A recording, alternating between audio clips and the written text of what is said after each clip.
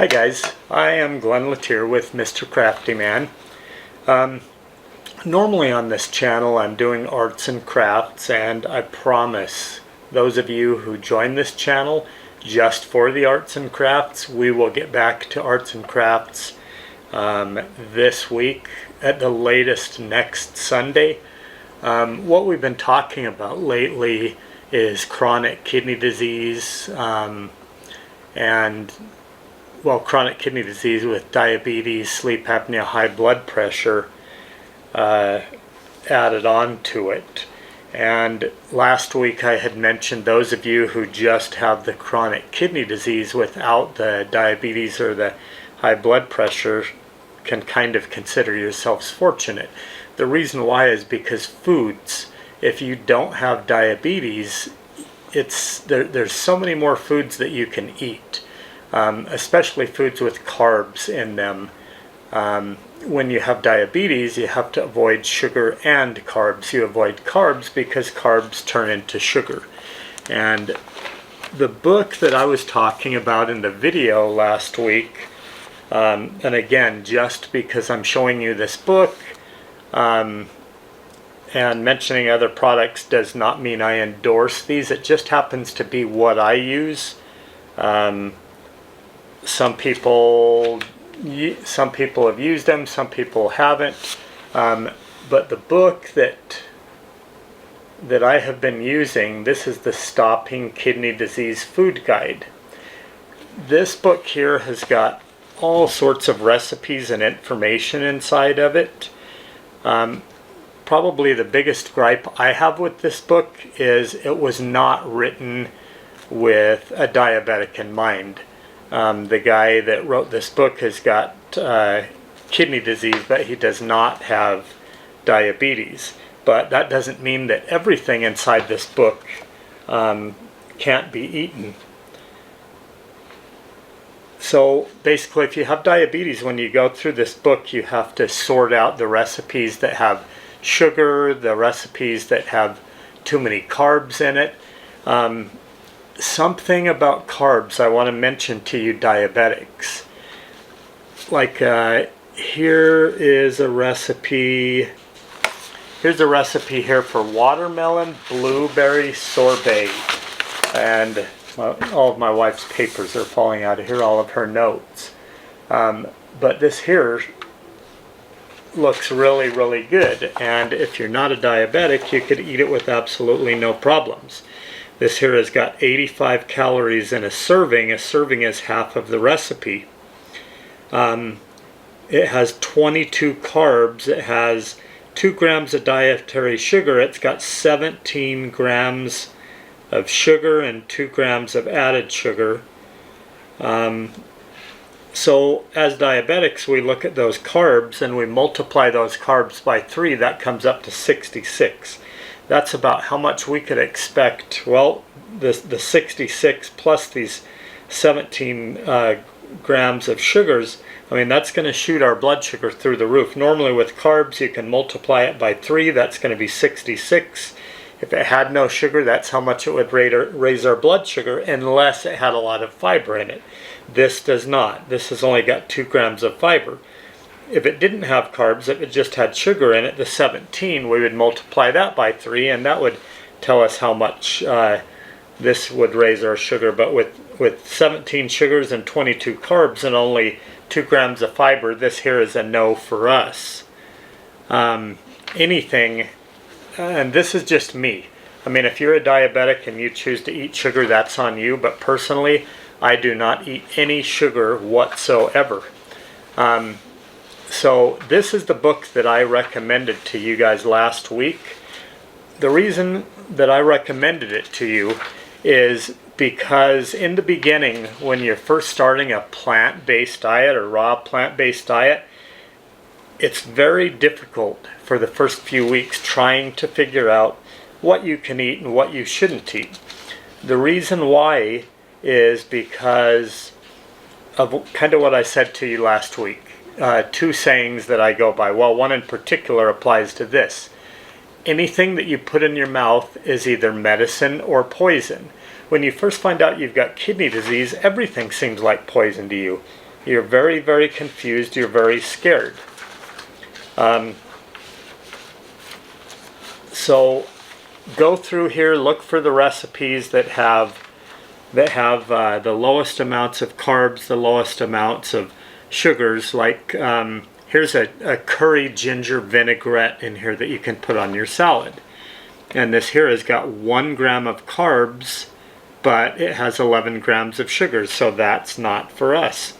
And I'll tell you what I use for my dressing. If you go to Walmart or any other grocery store over to the condiment section, you'll see this plant-based ranch dressing, which doesn't have anything in it. It's great stuff. So one of my favorite recipes in here is this vegetable masala in this book. My wife makes this for me quite often. Now, when you look at this, you're going to see a serving size has 375 calories. This has 29 grams of carbs in it. It has 11 grams of fiber in it, and it has 13 sugars. So when my wife makes this, she doesn't add the sugar inside of it. And the carbs are okay because it has so much fiber in it that it kind of counters the carbs. And this is something that we kind of had to figure out on our own. My wife actually kind of figured this out through her research and everything. We asked 2 different renal dietitians and 2 different nephrologists, does the dietary fiber counter, does it negate the carbs? And they had no idea. So my wife kind of used me as the guinea pig, and sure enough, it does negate it. So I eat this vegetable masala a couple times a week, and when I look at my meter here, like yesterday I had the vegetable masala for lunch. So I can go in here and look yesterday. Yesterday at lunchtime, it probably raised my blood sugar about 25 points that I can see on the meter here. And after that, it looks like about 30 minutes after it peaked, it started to dip. So that worked out really well. So be looking for the recipes that have large amounts of fiber inside of them. The ones that have sugar, just try taking the sugar out or using something else in place of sugar. So there are a lot of good recipes in here, but the reason why I dug this book out, oh, and something else it has in it is sample meal planning. It's not just recipes. Inside of this book, there's all sorts of information. We've got sample meal planning, and something that's very, very important for us to do is we need to be counting our calories. We need to be counting our protein, our potassium. We need to be counting nitrates. We need to be counting the acid and alkaline load in different foods. And remember what I had said to you last week. When you're figuring out how much you should be eating, if you're overweight, look at what the target weight you want to be is. Like I was like 215 pounds. I wanted to be 160 pounds. So what I did is I started eating the calories that someone that was 160 pounds would eat. And since that was I was making myself calorie deficient, I automatically lost weight. Then as soon as I got to 160 pounds, the weight loss really, really slowed down. But then it became very important for me to be counting my calories and everything, because if I wasn't getting enough calories, I was going to waste away. I was going to continue to lose weight. So if you don't have diabetes, if you just have kidney disease, this is easy for you. There's so much food that you can eat, and you can just look at the calories and of the recipes in this book. All of this stuff is good for you, just not diabetics, and it's going to be easy for you. Now, if you're a diabetic, you're going to have a really difficult time like I did. You're going to be going through this book, and there's so many recipes that you really can't eat because of the carbs or because of the sugar. So you have to start finding your calories other places. And this becomes especially important once you start getting closer and closer to your target weight. So one of the things that I was using is I was using olive oil. And olive oil doesn't particularly taste good to me, but I was putting it on my salads. I would even put a couple tablespoons into my morning shakes. And I mentioned last week I was going to give you guys a shake recipe, and I will give that shake recipe to you, but I think what I want to do is I want to give you the shake recipe next week, because the shake recipe that I'm using right now is a shake that my wife calls a calorie shake. She calls it like a calorie bomb. The shake has 1,100 calories in it, and I drink 2 of those a day. So I'm getting 2,200 calories a day just from the shakes. One of the reasons why I'm doing that is because we all know vegetables do not have a lot of calories in it. So I've got to get those calories from somewhere. So what you guys are going to want to do is you're going to want to make a chart that's very similar to this one here. And I'm going to try and hold it up. Maybe the camera will focus on it. Maybe you'll see it, maybe you won't. But basically what you want to do is you want to make a graph, and I'm going to read these things out to you slowly so you can write these across the top of your graph. You're going to have calories, you're going to have protein, you're going to have potassium, you're going to have ORAC, you're going to have polyphenols, and you're going to have PRAL, prol I call it, and you're going to have nitrates. And what you're going to do is you're going to plan out your different meals. So you're going to have like breakfast, snack, lunch, snack, dinner. And you want those totals, the total calories from all of your snacks and everything, to equal about what you need for your target weight, what you had calculated. And so you're gonna tally up those calories at the end of the day. You're gonna tally up the protein.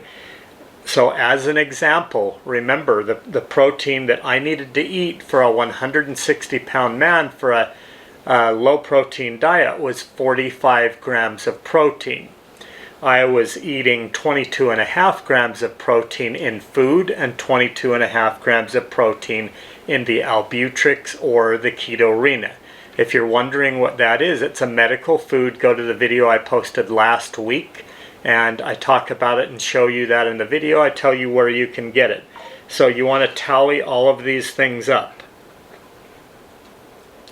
And you want to try not to have a shortfall or an overage. If you do have a shortfall or an overage, you want to make up for that the following day. Okay, now what I want to talk to you about is right here in the back of the book, something that's very important. And you could probably find this information other places, but it's all right here. What these are is the acidic and alkaline facts for different types of foods. And that's very important because our kidneys like to have an alkaline system. It does not want our system to be acidic. So, for example, and this here gives us the acidic value of everything.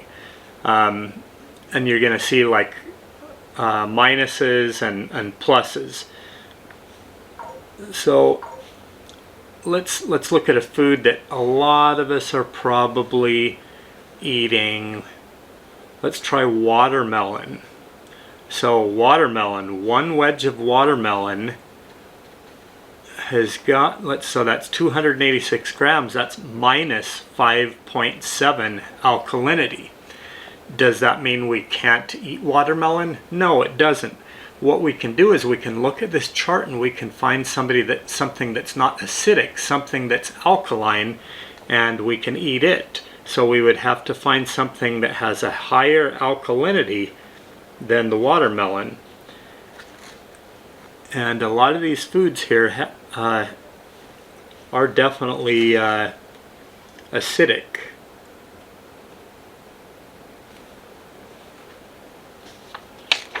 And we've got several pages here of this. So we can go down, maybe we want to drink some hemp milk. A cup of hemp milk is alkaline, that's 5.5. Now when we get into our various plant oils, the plant oils are all very heavily alkaline. Where is the olive oil? So we've got olive oil here. 1 tablespoon of olive oil is 13.5. And that's alkaline, so that would definitely negate that watermelon. Someone asked me the other day, I believe it was Becky from Florida, she asked me if I eat tofu. Tofu is acidic also. So what I do when I eat the tofu, I'll fry the tofu in olive oil. Remember, olive oil is alkaline, and then I'll put some paprika on it, and also I'll put a little parsley on it, and those are both alkaline, so that negates the acidity of it. But this book is just such a neat book, and it's giving you all of the different foods and everything in here. I know you can't see it. You can buy this book on Amazon. It's called Stopping Kidney Disease Food Guide. It's really, really cheap. I want to think it's like $8 or something like that.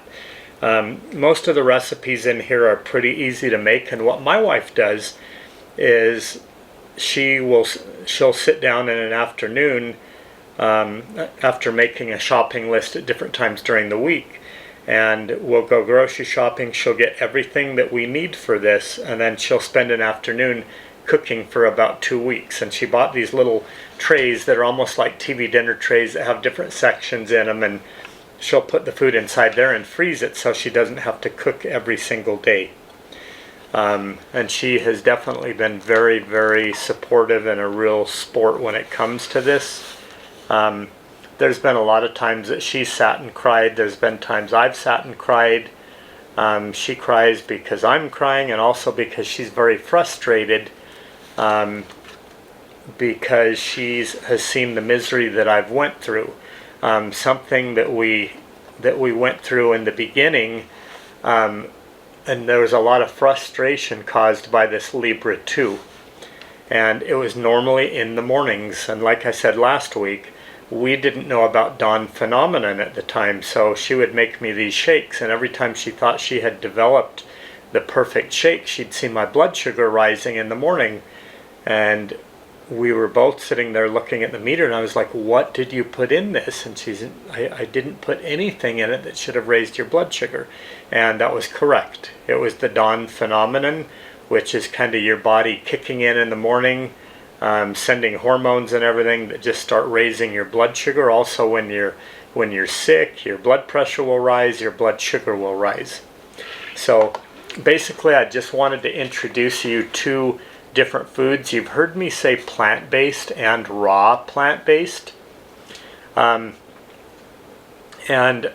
what raw plant-based means to me is that means I'm going to the store, I'm buying the raw vegetables myself, and I'm making the food myself. So that way I know that it's not some pre-made store-bought product that has all of these additives and preservatives into it.